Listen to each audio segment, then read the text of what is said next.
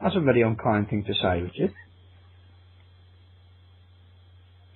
You know, there I was kind of supporting you in your moment of depression, trying to give you encouraging words, and all of a sudden you're absolutely repulsed by the fact I've met a beautiful woman and had some interesting life experiences. I told you earlier I didn't want to do this tonight, and you bloody insisted. Well, you're a professional man, Richard. You'll thank me for it afterwards.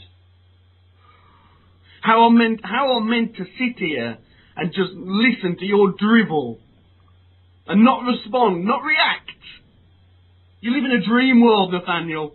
Well, at least you've admitted to listening. I just thought you'd be just sitting there sleeping or something, or getting up and going for a piss like you did a couple of weeks ago. You can do that if you want to. It makes you feel better. I don't need to piss, Nathaniel. I think we need to move on. Let's move on then.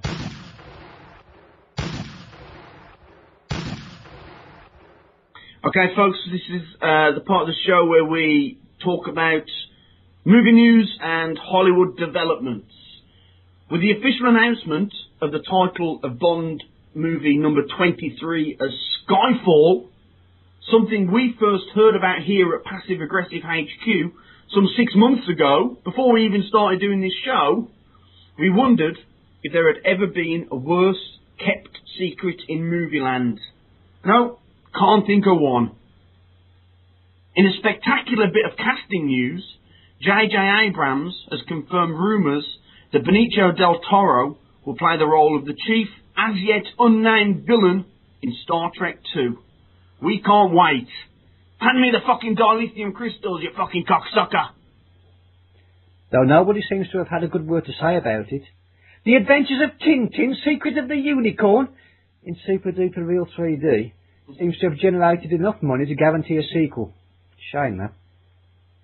Roland Emmerich, flushed from the relative success of his Shakespeare conspiracy Borathon Anonymous, looks set to return to more familiar ground with a sci-fi movie entitled Singularity. Intriguingly, he is insistent on casting an unknown in the lead role. Good on you, Roland, we heartily approve.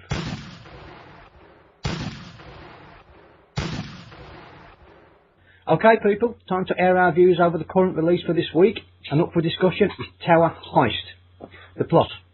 Josh Kovach is manager at the Tower Hotel in New York. A conscientious sort, he takes his job seriously and is very well liked and respected. He pays particular attention to Arthur Shaw, a board member at the hotel and in-house resident of the penthouse suite. However, when it becomes clear that Shaw has been swindling the employees of the tower by stealing money from their pension funds, Kovach and his cohorts decide to take matters into their own hands by trying to reclaim the stolen cash. Have you seen this, Richard? I've not seen it, Nathaniel, no. I couldn't leave the house. Oh, the depression, of course, yes. I was too depressed, Nathaniel. I couldn't go out. Okay, fair enough. I haven't seen the film. Haven't seen the film. Do you want me to spout my stuff about it? Well, I mean, but at least I'm honest about it. You are honest about it, absolutely. And don't. I can tell by your tone you're judging me there straight away. I'm not judging you at all. Listen, you usually lie when you haven't seen it. You usually lie. You normally haven't seen the films, and you pretend that you have, and it's why none of your opinions make any fucking sense. No, that's completely incorrect. I give you forgiveness for your vile utterings, but in your current state, but you're completely out of line, Rich. That's not the case. I've seen the trailer.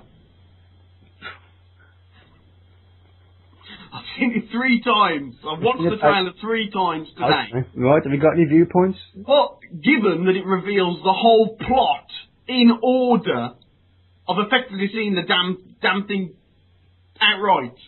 I don't know how you'd know that, but go on. Well, the trailer, it's like they just take 20 seconds from every 10 minutes of the movie and just play the whole thing straight out in blood. And the reason I know it is because I watched the trailer and then I was reading it on Wikipedia, the plot synopsis, and it was bang, bang, bang, bang, in order. Well, that's to be commended, Richard. At least you've put some work in, even in your current condition, to do a little bit of research, so well done for that. Well, I thought I'd try. Yeah, thank you for trying. We all appreciate it. Give me your thoughts. Well, I didn't actively dislike the movie, Richard, but I cannot approve of the message that is contained within it. Josh Kovach, this is the guy played by Ben Stiller, is a total suck-up. He's a sycophantic loser. Right.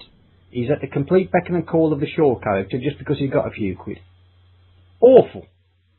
What message is that sending to people who are watching it? And then, on top of that, when he gets wind of Shaw's fraudulent deeds, he then becomes a common criminal. He wanted to steal all of the money back. What kind of that? He's a role model for the kids. Anybody watching that? But isn't he just taking back what kind of belonged to him anyway? Yes, I suppose so, but you have to go about it in certain ways. But if somebody stole money off me, let's have a scenario where I'm on the street, I've just got £20 out of the cash machine. Yes. And before I can actually put it in my wallet, some little urchin steals it. Yes. Snatches it. I'm going to run after that little bastard, and if I catch him, I'm going to take it back off him because it's mine. That's different, Richard. That's different. You think? Yes, because obviously you'd be able to somewhat overpower the young urchin, I would imagine, due to his young body and he's not got the strength that you have, and you could reclaim that without any harm. You could maybe scold him in the process, but you could reclaim what is rightfully yours without hurting the little terror. I'd break his bloody nose if I got off the chance. Well, that's where you're crossing the line. I'd smack him in the face. Well, that's completely out of order. But I'm out of order. Yes, you're out of order. He's tried to steal my money and I'm out of order. Absolutely. What a lot of nonsense. There's no load of nonsense at all. You want to get your money back, it's fair enough.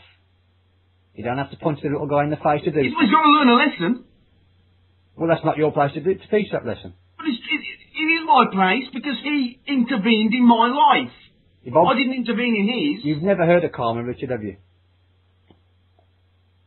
I've heard of Boy George. Well, that's a completely different thing. Just let things be. Justice will come to him when it's fit. It's not your place to dish out justice.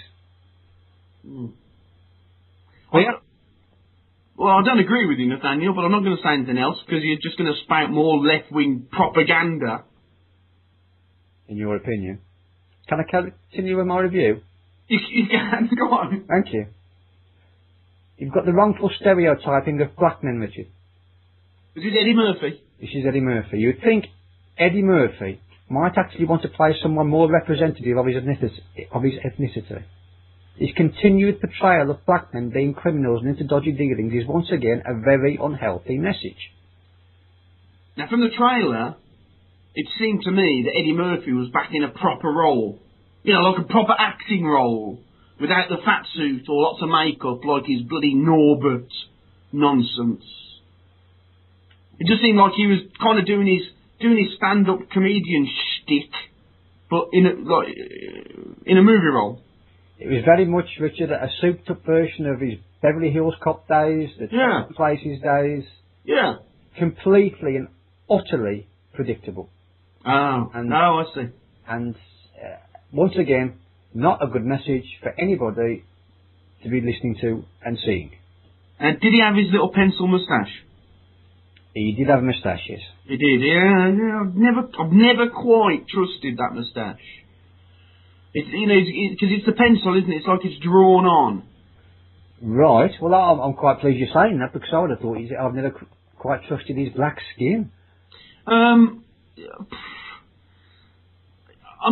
getting tired of you trying to make me out to be some kind of hideous racist, Nathaniel. Well, it might be a shock to your system, but that's exactly what you are, Richard. It's you that keeps feeding me lines, putting words in my mouth that makes me look bad. Well, it's to try and make an example of you and to try and make our podcast entertaining. I hope that the listeners actually get some kind of pleasure from your bile. But that's my hope. On the trailer, Nathaniel, yeah. I thought that Ben Stiller, he's not aging well, is he? He kind of looks like he's slowly turning inside out. He seems to be shrinking as well. He's not the tallest of gentlemen. Well, he used to be quite a beautiful specimen. You know, for a certain strata of society. Right. But now he just looks plain weird. Well, I've never seen Ben Stiller as the most handsome of gentlemen. No. So I'm not really getting that viewpoint. Now, when you've got the likes of Brad Pitt and Tom Cruise and George Clooney about. He doesn't really hold up in that kind of league. Okay. So, I take your viewpoint, but I don't agree with it. But he's mutating, isn't he? He kind of to me, he looked like Jeff Goldblum in The Fly, kind of halfway through the transformation. Right, that's really a damning statement that you're putting on Mr. Stiller. But he looked vile. He looked hideous. I don't think he looks hideous. I think he looks slightly offbeat, and that's being extreme. He looked like somebody that had been exposed to far too much radiation and was in the throes of radiation sickness. In the guise of wanting to meet you on some level, he looked slightly odd. Right. I found the film mildly amusing. But Did you? Yeah, mildly amusing. How many laughs? Not many, Richard, not many. We're talking a couple of giggles, some grins at time, but you're certainly not having any belly laughs at this movie. Yeah, I would suggest that any comedy that doesn't deliver 10 laughs is kind of failing in its duty. Well, it certainly didn't deliver that, so it certainly fits into that bracket. And without wanting to ruin things for the listeners, there's one scene where they decide to steal a car, and the method of doing so is just plain ridiculous. Can you give me any hints? Not really, because despite me not really enjoying this movie, I still wouldn't want the listeners to take my word for it and not go and see it because I said it was not so good. Go and make your own minds up. Now, Matthew Broderick was in this film. He was. As Mr. Fitzhugh, I think that's how you pronounce it. That's correct. Now, what was the last good film that Matthew Broderick did? It's not a test, Nathaniel. Ferris Bueller's Day Off? Man, and you're going back some there, aren't you? Yeah. That's 80s, mid-80s, that is.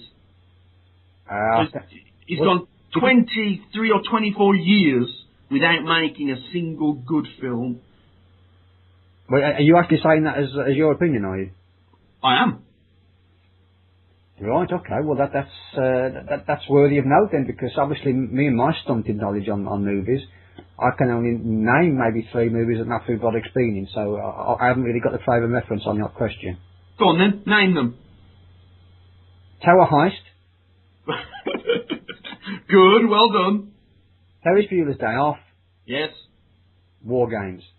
Oh, War Games. Oh, that's a good recall there. Yeah. Thank you very much. Probably that's his first lead role, yes. I would suggest. Other famous ones you could have had would be Godzilla. And probably That's famous, is it?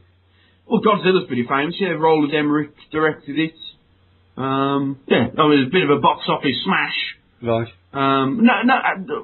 Online there, it flopped, but it was a big budget thing, meant to be a box office smash. Yeah. But didn't work. Didn't work because Matthew Broderick's in it. Right. Also, the Hootsucker Proxy. Oh, yes. The Coen Brothers movie. Yeah. But he's been in some crap, hasn't he? I don't know. Well, he has. I'll take it. Just believe me, he has.